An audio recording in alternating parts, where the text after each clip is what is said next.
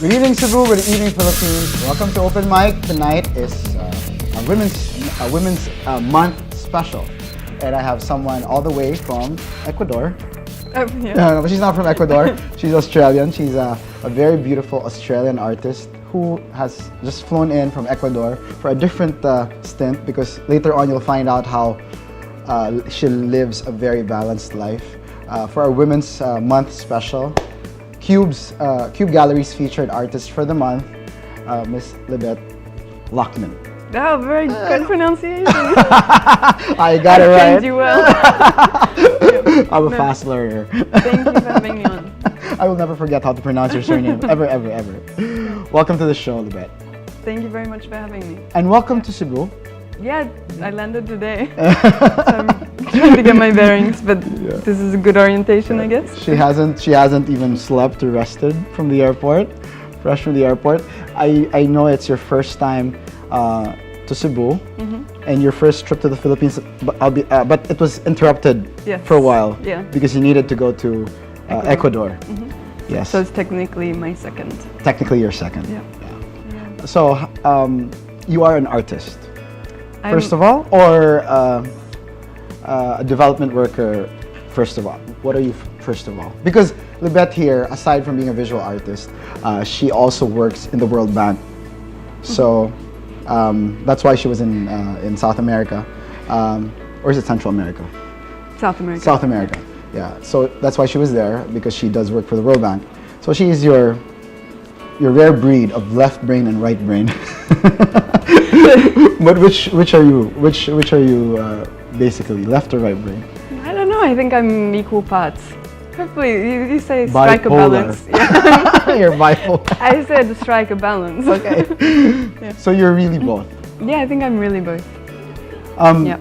And I think I need both. Like, I think one needs the other. Because some people just are comfortable with one aspect. Going one-sided. Yeah. Focusing on one aspect. No, I was more arty probably as a kid, and then I became more serious, I guess, and went all sciencey and maths and stuff. The political science and stuff we were discussing before, and now I'm riding that balance again. Yeah. It just occurred to me because we were having a tablea earlier downstairs. Chocolate. The chocolate, which you love. Yeah. It was your first time. That was divine. Local chocolate drink. Because similarly, I took up fine arts in university, but then I worked more in politics. Yeah, so it's the also same a sort of left brain, right brain thing. But yours is your undergrad was basically political science and anthropology, and then you worked in UNICEF, yes, other international organizations, and then now you're more of an artist. Yeah. You spend more time painting. Yeah, I spend more time painting. Yeah, I spend about half of my time painting now. And while, even throughout undergraduate and working for UNICEF, I still did some art. I did life drawing classes. I taught some classes for underprivileged kids in China and Mexico and places. But yeah, definitely the science side of stuff was stronger. How long did you live in China? 5.5 years. Do you speak Mandarin? I did. You did? I did speak, but I couldn't read or write, and I couldn't speak very well. But you can still speak, converse? I can.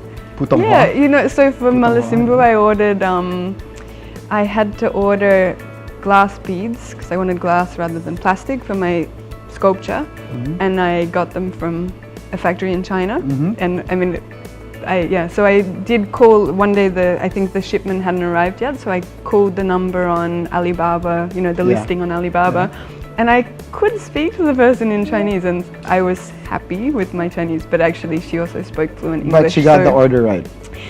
Yeah, so I was there patting myself on the back going, yeah, Libbet, you spoke Chinese again. But technically, she spoke perfect English, so a lot of our conversation was in English. I actually studied Chinese, but I gave up. Oh, did you? Yeah, I gave up. Yeah, well, everybody gives up, but it wasn't a priority at the time. It takes a very long time to become fluent. Yeah, I guess so. So you were in Malasimbo. What were you doing there? I made a sculpture. So you're not only it's not just painting, you do other things. Not just painting, yeah, and increasingly I think I'll do sculpture. I mean, I would do more painting probably, but I What kind am of having fun what kind with of the sculpture. sculpture? Installation arts, installation works. Yeah, this piece was a jellyfish. Because you got stung by a jellyfish. No, yeah, so it was Which came sort first? of chicken or the egg. Which came first? I made the sculpture and then I went swimming one day in Puerto Galera and I got stung by a jellyfish. So you attracted After- it. Something like that. Maybe next time you should sculpt like lots of money or, you know, or sculpt world peace. Then it happens. Good idea, good idea. I will do that. Yeah. But yeah, it's something comic. What was the materials used? What were the materials used for your jellyfish? I used copper for the body and a lot of glass beads. I think I ordered 2,000 glass beads from Wow. China.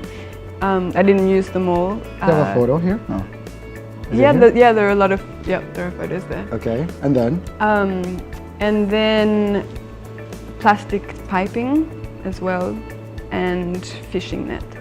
So those 4 materials. But copper. Yeah. And you made Copper and everything glass. whilst in Malasimbo?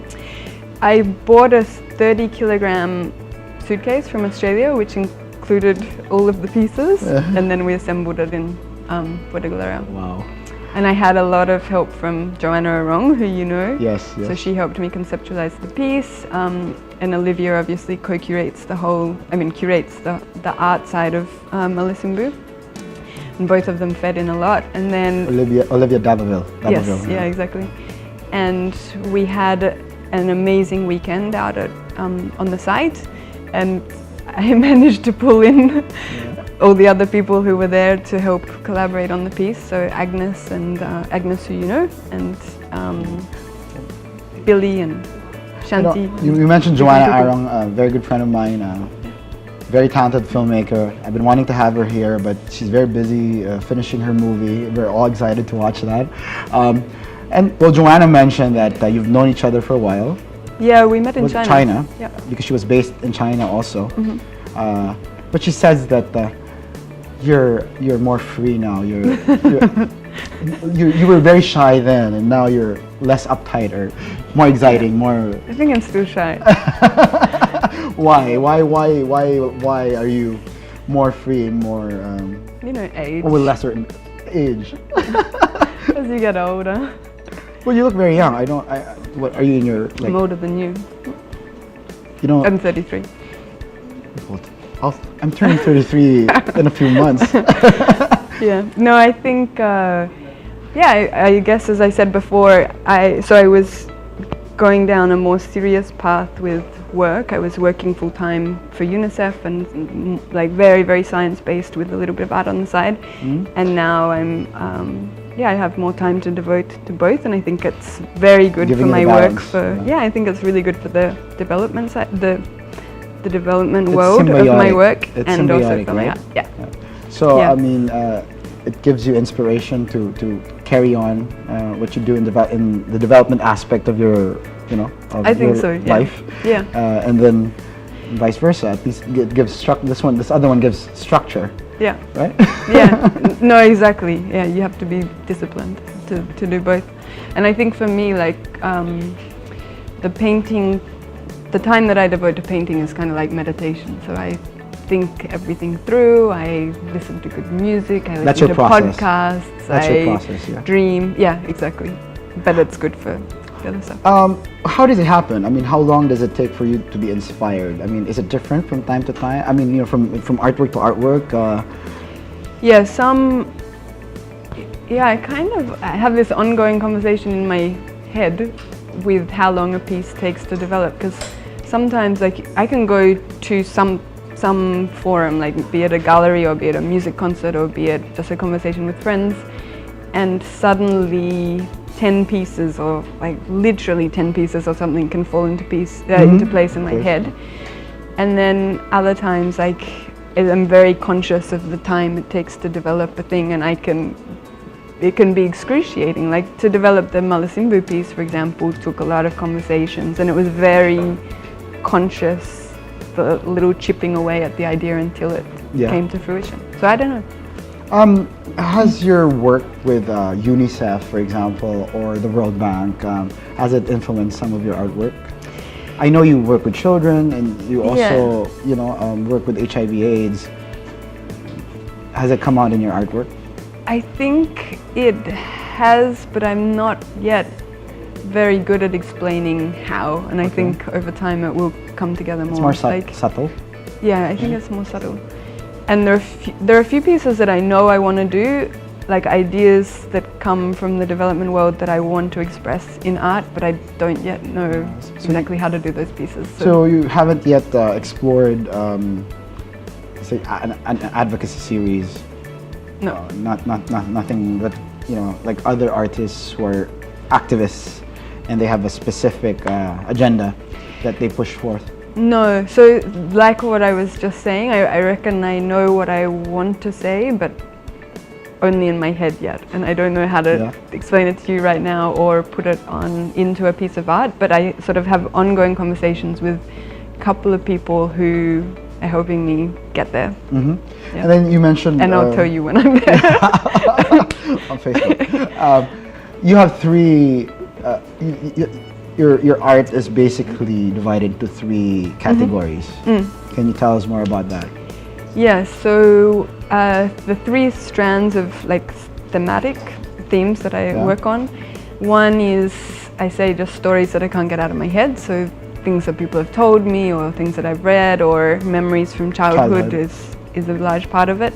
That just, I don't know, are there and I think about them and then at some point they have to come out. And then another strand is commission pieces that people make of like their kids, that people ask me to do with their kids or something. Portraits. Portraits, yep. And then nudes, so people who haven't had a piece of them. That's a third. Yeah, that's it. Well, it's also portraits, I guess. Yeah. Oh, well, okay, let's call the third one, which could otherwise be the fourth one, the sculptures. Sculptures. Yeah. Or maybe you just didn't want to mix the children with the nudes. Maybe, yeah. The sculptures, okay. But like with the children, the portraits you do are just children? You don't do family portraits or? No, I do like family portraits or groups of friends, or it could be anything. Like formal stuff? Like family patriarchs and... No, but I would. I really like, if you see some of my works, I kind of like the candid, awkward snapshots, and I like, most of them tend to be snapshots that people have taken before, or memories that aren't too posed. But on the other hand, some of those sort of old style portraits are equally awkward and more stuff. Would be really interesting to paint poses as well. And all, like royalty or something. Exactly. Okay. Yeah. But anyway, everyone's trying to show just the right angle and all the symbolism in their pose and all that sort of stuff. I love it. We'll talk more about your process and your inspiration and works that you've done when Open Mic returns from the short break. We'll be back.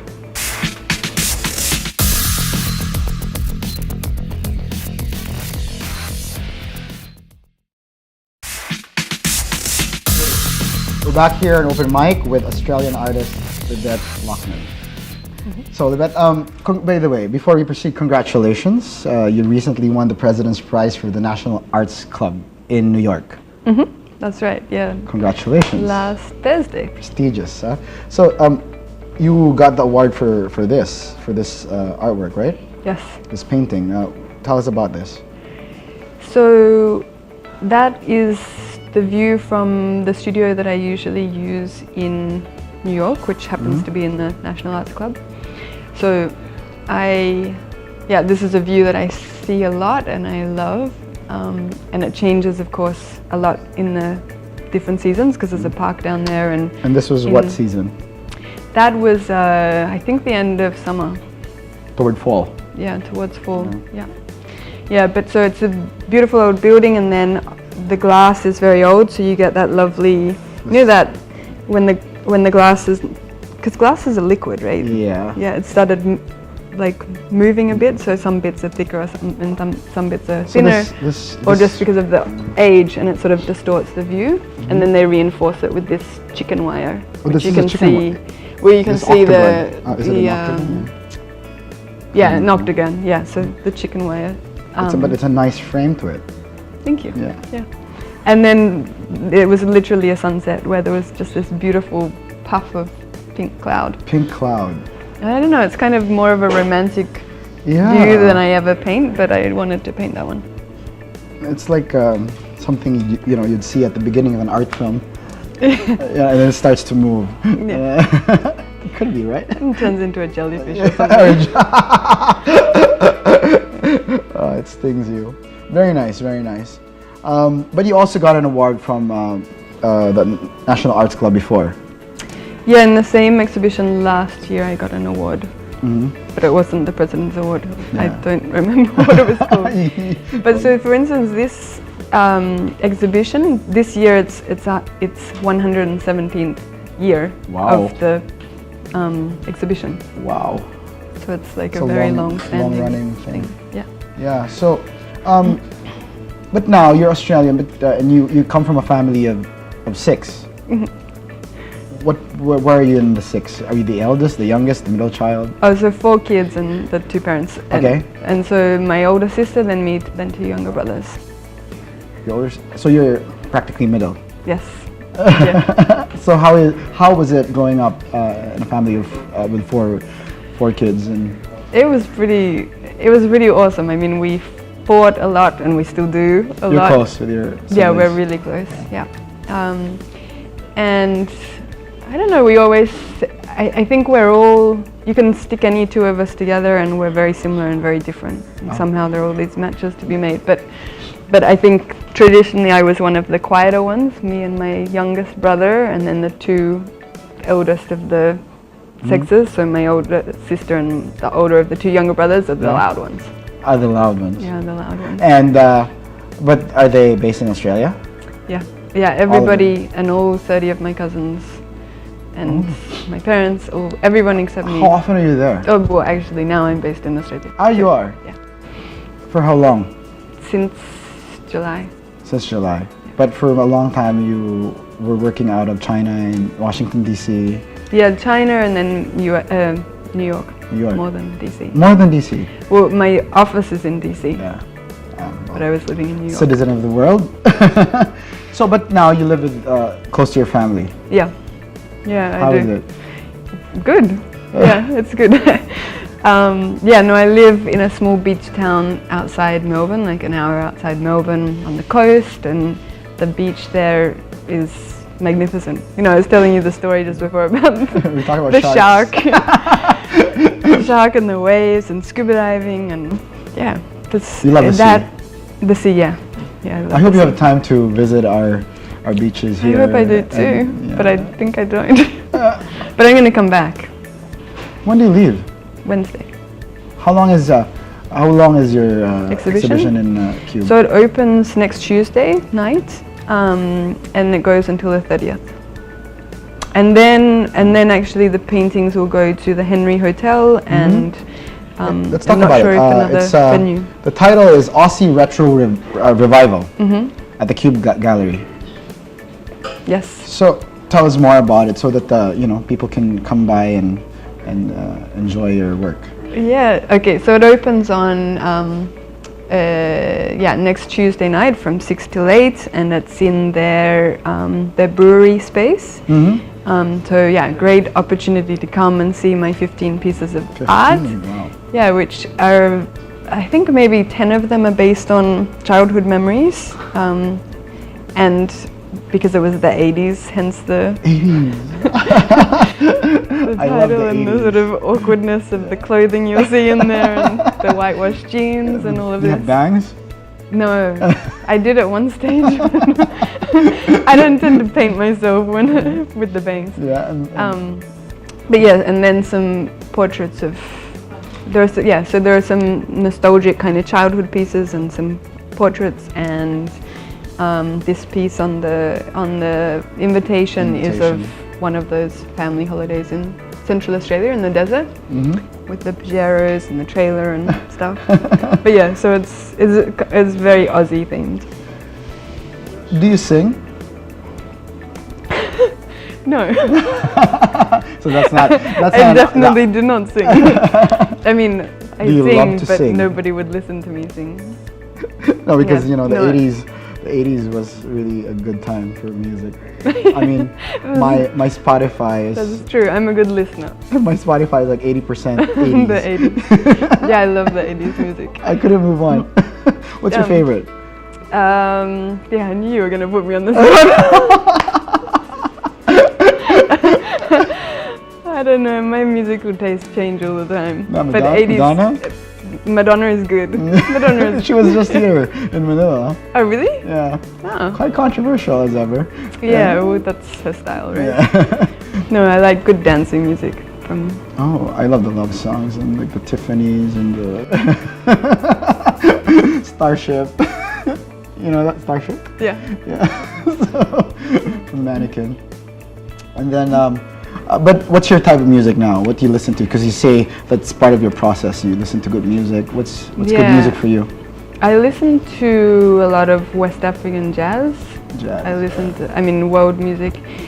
I listen to Leonard Cohen a lot. I listen to, I don't know, I have a running Spotify list and just, I do the Shazam and then add it and then maybe forget the titles and stuff, but just it all comes. Do you drink before you paint? Like drink wine or something? Sometimes. Sometimes whiskey. Sometimes nothing. You talked about nude paintings. How did it work? I mean, I had, when I was in school, we had nude painting classes. Yeah, life drawing. We had women and we had men, and we were very immature, I remember. We'd giggle there, but you basically done women, just women. Yeah, well, the commissions that have been done have all been women. Yeah, so maybe I've got a series of 10 or something. But I don't know, I was doing life drawing classes since, I told you when I was in year 6, I had pneumonia. Yeah, pneumonia. Yeah, and I was in hospital for a week, and then I started doing these these classes after school. And you had nude and paintings a lot of then? Even when you were 13? Yeah, we had a lot of models, and so I guess, I probably went through the immature phase as well of giggling or whatever, but then it's, you were a lot younger then it's just a great subject we were in matter. college. Shame on us. Yeah. But no, it's a good subject matter. Is it your favorite? No. No, I like, I don't know, it changes. Like my mood changes, I like to paint different things. But definitely a good subject matter. I mean, the milestones that you've had in your life, you've moved quite a bit, moved around, like China, the US, grew up in Australia, relationships, jobs, I mean, how much of it is reflected in your work? I think everything. I think it's all a cocktail. Yeah. But is it more the inspiring things, the happy moments, or do you also draw from hurt, from pain, from loss? Yeah, I think both, but I think what comes out so far in my paintings is very sort of upbeat, the nostalgic kind of pieces. But I think I'll go through different phases. I think in the back of my head I have some series that will come out soon that's more, I don't know, reflecting on some of the hard parts of life. That would be interesting. Yeah. Yeah, look forward to a lot of blacks and dark pigments. The hard parts of life. But there is redemption, right? There is redemption. Yeah, I think. Does it end? Do you see the series ending in light? In light again. I think chapters. In chapters. Yeah. No, I don't know. I think I've had tough parts of life, but then life is so good, so. Oops. So yeah, it goes in cycles. Cycles. Yes. So that's maybe that'll be your theme, right? Do you have a timeline for this? Because I'm very curious how it comes out. No, I think all in the fullness of time. But I'm sure. Yeah, no, I think this year I'll start to do a series. A series, yeah, but Yeah. I'm sure it'll be cathartic. Yeah, yeah. I think so. So, you talk about chapters in your life. What's your favorite time, aside from childhood? Because obviously it has left a very important mark in your life. But aside from childhood, Now, the now. yeah. Now. What's with the now? What's with the now? I don't know, I think life just gets better. Yes, it does. So- The best is yet to come. So I mean, the nostalgic stuff, that's me just getting to pick and choose what I want to dwell on from the past. Yeah. And of course, I can choose all the rosy stuff that I want to choose. But actually, I don't know, my life is, I'm enjoying myself. If you're, I mean, what, if you were to choose a color for your life right now, what would be? Yellow is my favorite color, so I can't ever go past yellow. Yeah. It's my least. Oh, For political reasons. Yeah. So it's yellow. Yeah. Now it's all about yellow. yeah, I will see something yellow and I'll be, that's so nice. And then I'm like, oh, Libbet, it's yellow, that's why.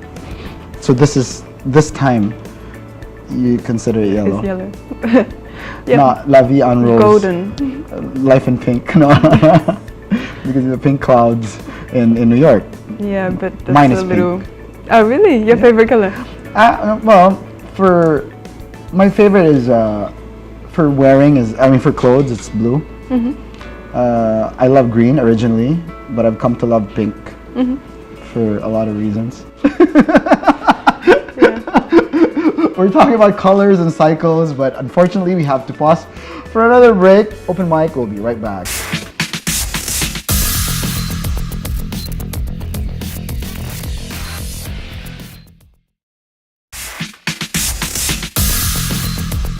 We're back here in open mic with Miss Loughnan, the beautiful Lady Loughnan. Thanks, Mike. Like Loch Ness. Like that's how I practiced it. The beautiful Loch Ness monster. Yeah. That's how I practiced her pronouncing her last name, Loughnan, like Loch Ness. One of my favorite childhood cryptids. Cryptids? Like Creatures. yeah, like the Yeti. Oh, yeah. The what's this? The Bigfoot, the El Chupacabra. Oh, the Chupacabra. Yeah. So I mean, all these mysterious creatures that they say exist, but there's no proof. Because you have the Chupacabra here and in Mexico. Actually, it's a local version. I don't know if the lore is completely the same, but it's a similar. The one you scared the kids about. Like, if you don't do this, then the Chupacabra will it's do similar that. because it's a rare animal. Ours, we call it the Sigbin. Oh, okay, yeah. And Joanna's That's right. film. That's what I was. Yeah, Joanna's film. So, yeah, it's similar. The Chupacabra, it's supposed to eat goats or something. Yeah, I think so. The Sigbin, from what I know, it looks like a dog. It has a face of a dog with big ears, and the body similar to a kangaroo's. Oh, really? Yeah. Okay. I don't know if it's Well, a kangaroo's marsupial. face is kind of like a dog. Yeah, you know what? I was. But not the my ears. theory is maybe at some point that we had kangaroos or similar marsupial that was very rare, and people saw them in the wild, and they just came up with all these stories, and then they became extinct. Could be. Could be, right? I mean, Could be. we were all part of one Pangea or something Yeah. at some point. So yeah. And all these things are, like the Yeti is so rare that it just doesn't exist. But they could be like a monkey, a rare monkey. I don't know. I'm a conspiracy theorist. Do you believe in the supernatural? I don't, but I believe that I believe that there's so much that we don't understand yet that we kind of classify it as supernatural, and maybe no one will ever understand. And are you open to all of that? To the possibility? Yeah. Yeah, sure. I don't think I know enough to say no, that's not but it possible. doesn't interest you. No, it interests me. Yeah, it interests me, but I don't get, I don't know, preoccupied by the idea of ghosts or bad spirits or something like that. Or the afterlife. No. No. Or No, I feel like, I believe that we die and then we're dead. Really? We don't become like an energy or a force. Because a lot of artists are very spiritual and very I don't know, sensitive when it comes to topics like that. So I was just wondering if you're the type. No, not really.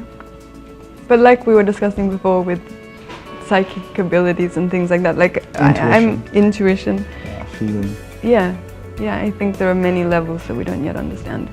How much of your decision-making process, not the art side, but just as a person living your life, working in two separate worlds, Dimensions. Yeah, dimensions. Comes from intuition. Yeah, how does intuition what part does intuition play in all of this? I think it plays a pretty central role. I think that's probably quite central, and then every so often I try to rationalize things and reflect on again, it's left brain, right brain. Yeah, and just check in on from the other aspects. Yeah. I have to go back to the left brain, right brain thing. Isn't it hard for you? Because sometimes I feel it's kind of a struggle. No, I really feel like two voices. No, I don't I'm just feel like strange, this. I guess. Or I'm strange, I don't know. No, maybe I'm strange. So Maybe no we're struggle. both equally strange. Uh-huh. Maybe we're both strange. Yes, we are. In a balanced manner. See? See, you're better at this. You're better at the two things thing. So, for me, it's a very fascinating topic. I was talking to my friend earlier today at dawn because he's based in Switzerland. Okay. He's taking up neuroscience. Oh, really? As his postgraduate. So he's studying this kind of thing. PhD in neuroscience in the University of Geneva. And I said, I'm looking forward to meeting Libbet because she's managed to live a life of balance. But it wasn't always the case, right? Am I right? It wasn't always the case. This is a new... Yeah, so now I basically do half-time on each thing. And before I was full-time. Strictly half? Yes. Like half of the year is art, half of the year half is... of the days, yeah. Oh, so that's how you maintain the balance. Yeah. Yep. That's my problem. You have to give up this job. No. No, I do other things. So, but it seems to me that you have the balance. I mean, this is very creative, and then you have all these other engagements as well. Yeah, you're stalking me. I was investigating you. I told you I was investigating you earlier. You've done a better job than I have. I did all the background checks. So did I pass your standards? I'm here. Otherwise, I thought it was going to be okay. You wouldn't have showed up. No. Now you regret it. Yeah. So another thing that brings you to Cebu, to the Philippines, is Eskwela Hayan. No? That's right. Yeah. It's Joanna Arong's foundation that helps children who were victims of Typhoon Haiyan. Exactly. And you're here as a volunteer to help out. Yeah. Yep. So I'm volunteering next Monday and Tuesday. We're giving some lessons for kids who are arranged by the Telstra Foundation. Telstra Foundation. Yep. It's just Australian, right? It's an Australian. Yes. Yeah. And so we're doing some t-shirt design, paper mache classes with 120 kids. Where is it going to be? In Tacloban or here? Here. Here? Yeah. Huh. Wow. Here somewhere, but I don't know where. I mean, I arrived today. I know it's here, but I don't know where. So are you excited? Yeah, it's going to be great. I'm kind of scared though because that number of kids, 120 kids. But you normally do workshops, right? I've done a lot before, or not a lot. It depends what you classify as a lot. But yeah. Never that size. No, and actually, I'm sort of exaggerating. It's 120 kids in total, but they're in 30 groups of 30. Yeah. Subgroups, yeah. And so different assignments, different. Yeah, so t-shirt and then 2 sets of paper mache. I remember doing paper mache when I was a kid. Yeah, I love it. done It's a good skill to have, I think. You can make any sculpture out of paper mache. I think I've done Christmas stuff. Christmas decor. Oh, I almost said piggy because we're gonna do piggy banks. Piggy banks. Paper mache piggy banks. Yes. Yep. Easy to just, just, you know. Because you just have a balloon and then you... Oh, that's how you do it, with a balloon. So it's a round pig. With the body is a balloon. Yeah, it's an extremely round pig. So that's on. That's next week. It's for 2 days. Different set of kids. Yeah, yeah. Oh, so it's a full day for you because in the evening you have the Cube Gallery. Yeah, Tuesday's gonna be busy.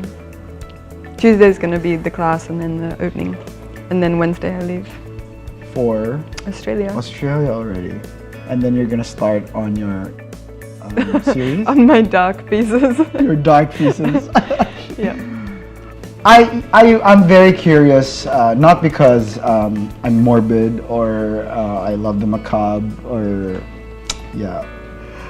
But I'm very curious because you are at a very nice place.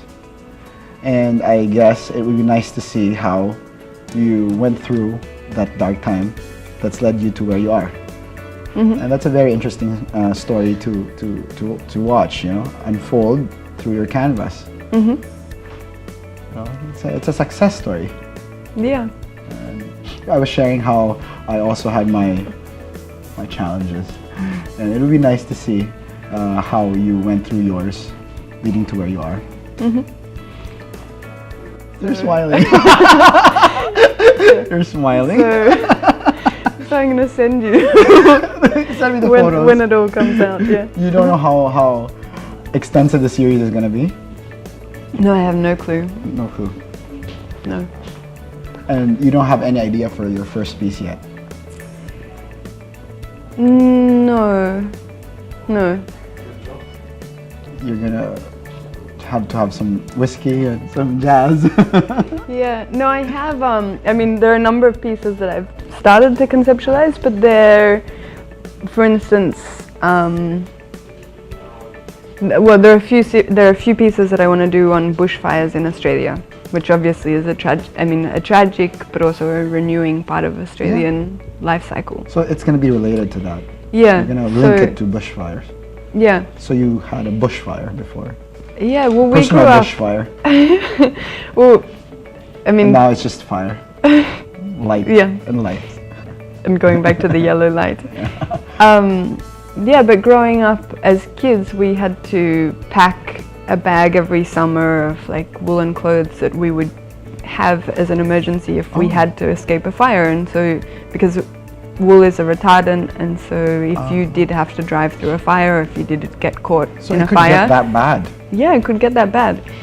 And so it was a constant part of the psyche, I guess. And I mean, in the past years, the year I got married, 2009, there was some horrific bushfires that killed I saw it in the a lot of news. people. I saw it in the news. But also my grandmother, when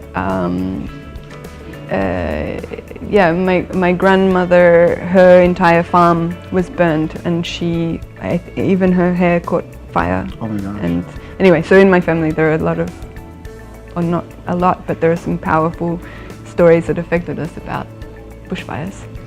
And it's a more resonant metaphor for you. Yeah. For that period of your life. Yeah. So you channeled Chaka Khan through the fire. I channeled what? Chaka Khan. that singer. You don't know Through the Fire? No. Through the fire, through the limit, through the wall. Is this an 80s one? I think it's that an 80s I was song. pretending I knew before. Maybe it's an 80s song. It's very popular here in karaoke. Oh, well, I will download it. Through the Fire. Through the Fire. Yeah, because that's what you've been through. Yeah. Anyway, it's been interesting and fascinating talking to you and the two lives you lead, but it's not duplicity, it's just balance. And I wish you all the best on your show at the Cube Gallery. Catch it. Yeah, next Tuesday. Yes, Aussie Retro Revival. And also You will be there? Yes, I shall be there. I'll be there. I won't miss it for the world. I will be there. Joanna will be there. She'll be here. She'll be back. Yeah, she's coming back tonight. Yes, and also good luck on your session with the kids for Escuela High-End. Yeah, thank you so much for doing that. Thank you for having me.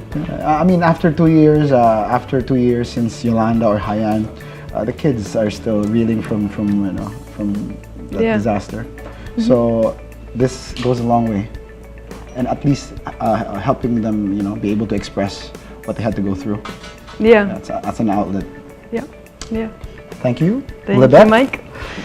Thank you very much. We just had Libbet Loughnan here on open mic. Very beautiful Australian artist. The Loch Ness Monster. Not the Loch Ness Monster. The Lady of the Lake. The Lady of the Lake. All the way from Australia. She'll be here next week, so please take the time out to go to Cube to see her works. And to meet her, very beautiful, I guess. She's like a star. I'm starstruck. I'm really starstruck. You're hilarious. This has been our special Women's Month edition for Open Mic. Until next week, good night and Godspeed.